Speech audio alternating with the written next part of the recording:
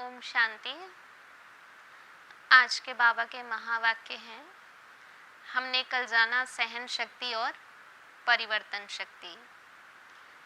आज बाबा हमें तीसरी शक्ति के बारे में बता रहे हैं, महसूसता की शक्ति।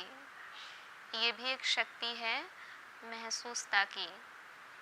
कोई भी परिवर्तन का सहज आधार है महसूसता की शक्ति।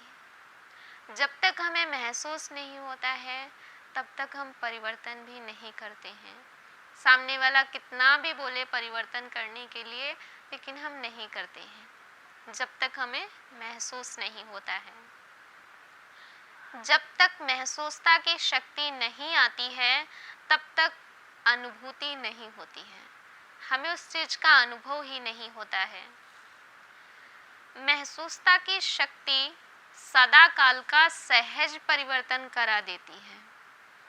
कई बार हम परिवर्तन कर लेते हैं सामने वाले के कहने पर, लेकिन वो परिवर्तन सदा काल का परिवर्तन नहीं होता है, क्योंकि उनको खुश करने के लिए हमने परिवर्तन किया है। सदा काल का परिवर्तन तब होगा जब हम दिल से महसूस करेंगे कि हाँ, मुझे ये परिवर्तन करना चाहिए। तो विशेष दो बातों की महसूसता चाहिए। विशेष हम सभी को दो बातों की महसूसता चाहिए। एक तो अपनी कमजोरियों की महसूसता, हमारी कौन सी कमजोरी है, कौन सी कमी है, कौन सी बुराई है, इसकी हमें महसूसता चाहिए। दूसरा है, जो परिस्थिति या व्यक्ति निमित्त बनते हैं उनकी इच्छा और उनके मन की भावना या व्यक्ति के कमजोरी या परवश की स्थिति की महसूसता। माना जब सामने वाले के द्वारा ऐसी कोई बात है जो हमें चुभ गई है या हमें अच्छा नहीं लगा, उसने ऐसा कोई कार्य किया है जो हमें अच्छा नहीं लगा, तो महसूस करो कि वो परवश होकर के उसने ऐसा कार्य किया है। जैसे सामने वाले ने गुस्सा किया मेरे ऊपर, क्रोध किया, तो वहां पर आप ये महसूस करो कि ये अभी परवश है। किसके परवश है? क्रोध के, माया के, बुराइयों के परवश है, इसलिए इसने मेरे ऊपर क्रोध किया है। और जब वो परवश नहीं होता है तब तो बड़े प्रेम से बात करते हैं, है ना। तो जब कोई परवश होता है तो ही वो गलत कार्य करता है, नहीं तो नहीं। तो बुराइयों के परवश नहीं होना है। महसूसता की शक्ति बढ़ाओ, स्वयं के कमजोरियों की, और दूसरा व्यक्ति परवश है ये महसूस करो और इस शक्ति को बढ़ाओ। मैं श्रेष्ठ हूँ, स्वस्थिति श्रेष्ठ है, परिस्थिति पेपर है, ये महसूसता सहज परिवर्तन कराएगी कि मैं कौन हूँ, श्रेष्ठ आत्मा हूँ। तो मेरी स्थिति भी अंदर से कैसी है? श्रेष्ठ है, शक्तिशाली है। तो परिस्थितियाँ हमें पेपर लगेंगी, हमें महसूस करना है कि मैं श्रेष्ठ हूँ और मेरी स्थिति भी श्रेष्ठ है। श्रेष्ठ समझने से ही स्थिति हमारी श्रेष्ठ होगी। और दिल की महसूसता चाहिए, तभी दिलाराम की आशीर्वाद प्राप्त होती है। दिल से जब हम महसूस करते हैं तो उस परमात्मा की भी हमें आशीर्वाद प्राप्त होती है। महसूसता शक्ति बहुत मीठे अनुभव कराती है। हम जिस चीज को महसूस करते हैं, जैसे बाबा के किसी गुण को ले लिया, शांति का गुण ले लिया या प्रेम का ले लिया, उसको हम महसूस करते हैं, क्योंकि बाबा के गुणों को, शक्तियों को हम सभी महसूस कर सकते हैं, देख नहीं सकते हैं। तो उनके गुणों का महसूस करना ही मीठे अनुभव कराती है। मस्तक पर चमकने वाली मणि, चमकता हुआ सितारा महसूस करो।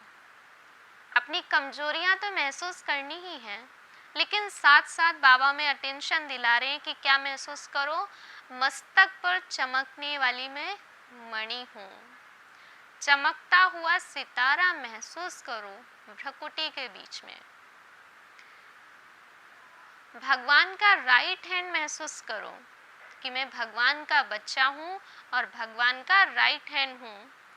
इस महसूसता शक्ति को बढ़ाने से कमजोरी की महसूसता को स्वतः ही परिवर्तन कर लेंगे।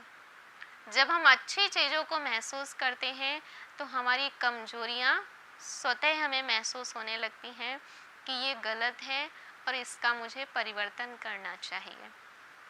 तो अच्छी चीज़ों को महसूस करना है। अगली शक्ति बाबा ने बताई मनन शक्ति।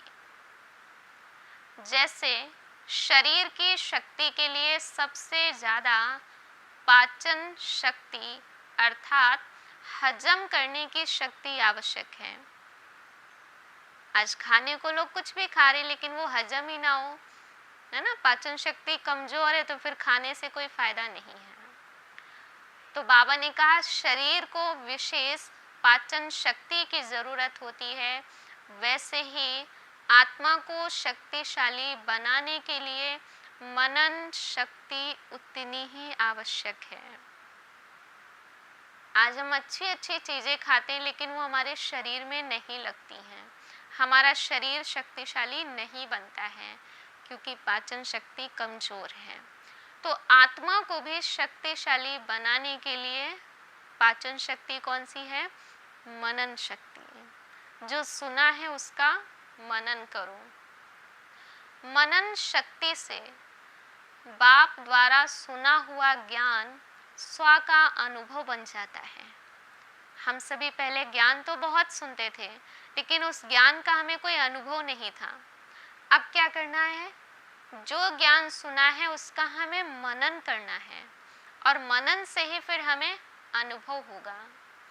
जैसे पाचन शक्ति द्वारा भोजन शरीर की शक्ति खून के रूप में समा जाता है। भोजन की शक्ति अपने शरीर की शक्ति बन जाती है। भोजन खून बन जाता है और खून वो पूरे शरीर में समा जाता है।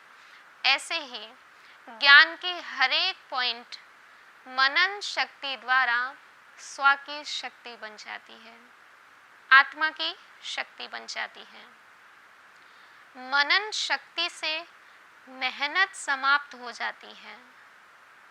मनन शक्ति द्वारा अनुभव स्वरूप स्वतः बन जाते हैं और यही आत्मिक शक्ति है।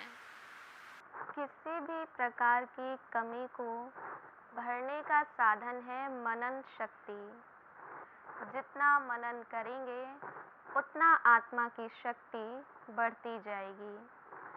मनन करना अर्थात जीवन में समाना व धारण करना। हम जिस भी बात का, जिस भी संकल्प का मनन करते हैं तो वो संकल्प हमारे जीवन में धारण हो जाता है।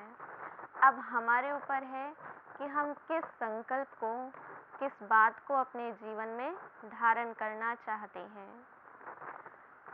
ज्ञान रत्न की गहनता में जाना सिर्फ पॉइंट रिपीट नहीं करना है, सिमरन करना है, हमें रटना नहीं है एक ही बात को। जिसका संकल्प लिया है, जो बात हम मनन कर रहे हैं उसका हमें अनुभव करना है, ना कि रटना है। हर पॉइंट से नशा चढ़ सकता है। एक ही बात को जब हम बार बार रिवाइज करते हैं तो हमें उसका नशा चढ़ता है।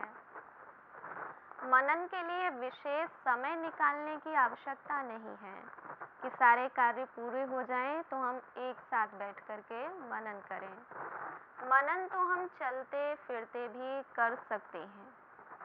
अगर एकांत का समय मिलता है तो बहुत अच्छा है, और अगर नहीं मिला है तो फिर हम कोई भी कार्य करते हुए मनन कर सकते हैं, क्योंकि मनन मन करता है, ना कि हमारे हाथ पैर। मनन शक्ति से बुद्धि बिजी होगी और बिजी रहने से माया जीत सहज बन जाएंगे। बिजी देख करके माया आपे ही किनारा कर लेगी। जैसे जब दो व्यक्ति बात कर रहे होते हैं तो तीसरा वहाँ नहीं जाता है। ऐसे अगर हमारी बुद्धि शिव बाबा में लगी हुई है, मनन करने में लगी हुई है, तो माया किनारा कर लेगी। मनन करने वाले जिस समय जो स्थिति बनाना चाहें वो बना सकते हैं। जहाँ व्यर्थ नहीं, विघ्न नहीं, तो समर्थ स्थिति व लगन में मगन रहने की स्थिति स्वतः हो जाती है।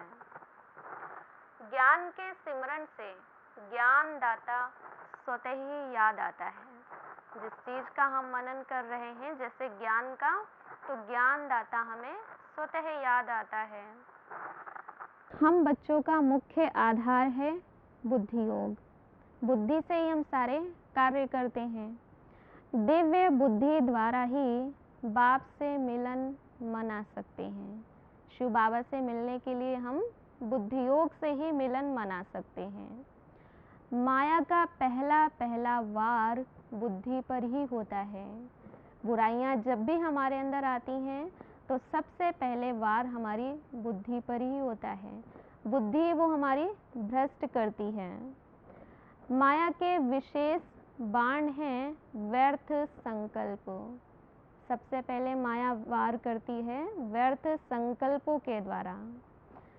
इसके द्वारा फिर वो दिव्य बुद्धि कमजोर बन जाती है। समर्थ संकल्पों के द्वारा अपनी बुद्धि को शक्तिशाली दिव्य बुद्धि बनाना है। मनन शक्ति ही दिव्य बुद्धि की खुराक है।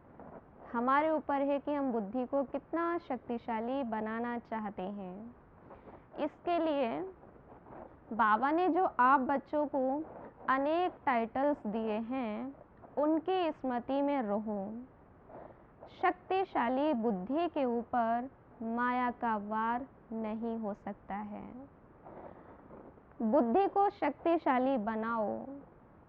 टाइटल्स अर्थात स्वरूप को स्मृति में रखना है। जो भी बाबा ने हमें टाइटल्स दिए, जैसे आप मास्टर शांति दाता हो, आप मास्टर सर्वशक्तिवान हो। ये जो भी बाबा ने हमें टाइटल्स दिए हैं, इनकी स्मृति में रहने से बुद्धि हमारी दिव्य बनती है। अगर कोई गलती भी करता है तो उसकी गलती का मनन नहीं करना है, उसे रहम की दृष्टि से उसका भी परिवर्तन करना है। उसके प्रति दया भाव, रहम भाव रखो। किसी से भी अपनी तुलना नहीं करनी है। बदले की भावना ना हो, स्वयं को बदलने का लक्ष्य हो, तो ही हम मनन कर सकते हैं। नहीं तो बदला लेने की भावना जब होती है तो मनन बुराइयों का करने लगते हैं। हर एक की परिस्थिति देख करके उसके साथ व्यवहार करो। कौन कैसा है, उसके साथ वैसा बन के व्यवहार करो। अनुमान व सुनी सुनाई बातों से सदा ही दूर रहो। ये विधि है मनन करने की। अनुमान की बातें और सुनी सुनाई बातों से सदा ही दूर रहो। अगली शक्ति बाबा हमें बता रहे हैं, समेटने की शक्ति। महसूसता शक्ति जानी, मनन शक्ति जानी, अब बाबा तीसरी शक्ति बता रहे हैं, समेटने की शक्ति। जब चारों ओर हलचल की परिस्थितियां होंगी, सब परेशान होंगे, उस समय एक सेकंड में अपने मन को अचल बनाने के लिए समेटने की शक्ति चाहिए। क्या समेटना है हमें? अपना मन, अपनी बुद्धि को चारों तरफ की बातों से समेट करके फुल स्टॉप लगाना है। क्यों क्या में नहीं फंसना है। फुल स्टॉप लगाने की शक्ति अर्थात समेटने की शक्ति बहुत ज़रूरी है। समेटने की शक्ति अर्थात देखते हुए भी नहीं देखना, सुनते हुए भी नहीं सुनना। जो हमारे मतलब का नहीं है, उसे बाबा ने कहा देखते हुए भी नहीं देखना है। जैसा समय वैसी स्थिति बनाने के लिए समेटने की शक्ति आवश्यक है। जो अपने देह अभिमान के संकल्प को, देह की दुनिया की परिस्थिति के संकल्प को, जैसे क्या होगा, कैसे होगा, इस हलचल के संकल्प को समेट लो। क्या क्यों के बजाय बाबा साथ है तो जो होगा अच्छा होगा। ये हमने क्या किया, अपने मन और बुद्धि को समेटा। कभी भी हलचल में नहीं आना है। शरीर के सर्व संपर्क की वस्तुओं को भी समेटना है। किसी भी वस्तु में, किसी भी व्यक्ति में हमारा मन अटका हुआ ना हो। और मन हमारा अटकता कब है, जब हमारा उस व्यक्ति से या उस वस्तु से मोह होता है। कैसे भी परिस्थिति हो, लेकिन स्वयं की स्थिति शक्तिशाली बनाओ।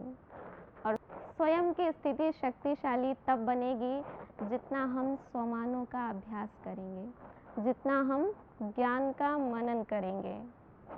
समेटने की शक्ति अर्थात शॉर्ट करने की शक्ति। जो 10 बोल बोलने वाले हैं उनको भी शॉर्ट कर दो। जितना ज़रूरी है उतना ही हमें बोलना है। अगली शक्ति है निर्णय करने की शक्ति। निर्णय शक्ति ना होने के कारण जहाँ समाने की शक्ति यूज करनी चाहिए, वहाँ हम आज सामना करने लगते हैं। कई बार हमें किसी की गलतियों को, किसी की बात को समाना होता है, लेकिन हमारे पास निर्णय शक्ति ना होने के कारण हम उस व्यक्ति से सामना करने लगते हैं। जहाँ समेटने की शक्ति यूज करनी चाहिए, वहाँ विस्तार करने की शक्ति को यूज कर लेते हैं। कई बार हमें समेटना होता है और कई बार हमें विस्तार करना होता है। तो बाबा ने कहा, जब निर्णय शक्ति होगी तो निर्णय कर सकेंगे कि कहाँ मुझे समाना है और कहाँ मुझे सामना अर्थात मुकाबला करना है। निर्णय शक्ति को बढ़ाने के लिए मुख्य पुरुषार्थ लौकिक अलौकिक में समझो। जो सांसारिक संबंध हैं, सांसारिक कार्य हैं हमारे, उनको अलौकिक समझना अर्थात ज्ञान के अनुसार ही चलना। जैसे कोई कार्य कर रहे हैं तो पहले हम सभी यही समझते थे कि हम काम कर रहे हैं पैसे कमाने के लिए, घर चलाने के लिए। लेकिन अब हमें क्या समझना है, बाबा ने हमें इस कार्य के निमित्त बनाया है। जो भी हमारे रिश्ते हैं वो भी कौन से रिश्ते, हमारे अलौकिक अर्थात परमात्मा के द्वारा प्राप्त हुए वो रिश्ते हैं जो हमारे अटूट रिश्ते हैं। निर्णय करने से विघ्नों को सहज ही मिटा सकेंगे। तो अपने में निर्णय शक्ति को बढ़ाने का मुख्य पुरुषार्थ है अपनी बुद्धि की व लगन की सच्चाई और सफाई चाहिए। जितना सच्चे और साफ होंगे उतना ही हमारी निर्णय शक्ति बढ़ेगी। कोई भी चीज़ जितनी साफ होती है उतनी स्पष्ट दिखाई देती है, जिससे निर्णय सहज हो जाता है। तो यहाँ सिर्फ सफाई नहीं, सफाई के साथ साथ सच्चाई चाहिए।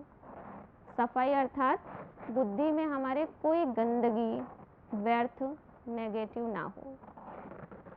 सदा ही समर्थ संकल्प होने चाहिए, यह है सफाई।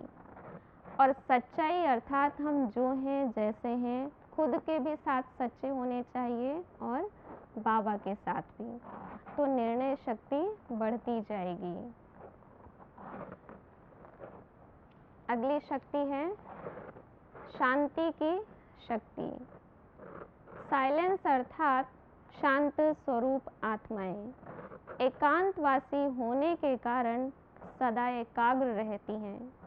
एकाग्रता के कारण विशेष शांति की शक्ति सदा प्राप्त होती है। आज के समय में विश्व में सबसे प्यारे से प्यारी चीज़ है शांति। शांति महान शक्ति है और शांति हम सभी आत्माओं का स्वधर्म है। स्वधर्म में स्थित रहो तो शांति मिलेगी। शांति की शक्ति बढ़ाने के लिए लव और लॉ, व्यवहार और परमार्थ, न्यारे और प्यारे, लौकिक बैलेंस चाहिए। जितना हम बैलेंस रखेंगे उतना ही हमारे अंदर शांति की शक्ति आती जाएगी। इसके साथ साथ अपनी इच्छाओं को भी कम करो। जितनी हमारी इच्छाएं बढ़ती जाएंगी उतनी ही हमारे अंदर अशांति आती जाती है। साइलेंस की शक्ति को विशेष यंत्र है शुभ संकल्प। जितना श्रेष्ठ संकल्प, शुभ संकल्प होंगे उतना शांति की शक्ति बढ़ेगी। बस संकल्प रूपी स्विच ऑन करो, साइलेंस पावर को अनुभव करेंगे। श्रेष्ठ संकल्पों का स्विच ऑन करो तो शांति की शक्ति का अनुभव करेंगे। शांति की शक्ति व्यर्थ संकल्पों को भी समाप्त कर देती है। क्रोध अग्नि को भी शांत कर देती है। तो शांति की शक्ति को बढ़ाने के लिए 5 बातें याद रखो। शांत स्वरूप आत्मा हूँ। शांति मेरा स्वधर्म है। शांति मेरी शक्ति है। शांति धाम मेरा घर है और शांति के सागर की संतान हूँ। ये 5 बातें अगर हम याद रखेंगे तो हमें शांति का अनुभव होगा और साथ ही साथ शांति की शक्ति भी हमारी बढ़ेगी। अच्छा, ओम शांति। आज का होमवर्क है, मैं परिवर्तनशील आत्मा हूँ। मुझे जहाँ परिवर्तन करना है अपनी सोच का, अपने संकल्पों का, अपने कर्म का, वहाँ मुझे परिवर्तन अवश्य करना है, क्योंकि मैं हूँ ही परिवर्तनशील आत्मा। ओम शांति। आज का होमवर्क है, मैं शांत स्वरूप आत्मा हूँ और वही 5 बातें हमें याद रखनी है। शांति का अनुभव सारे दिन करना है। अच्छा, ओम शांति।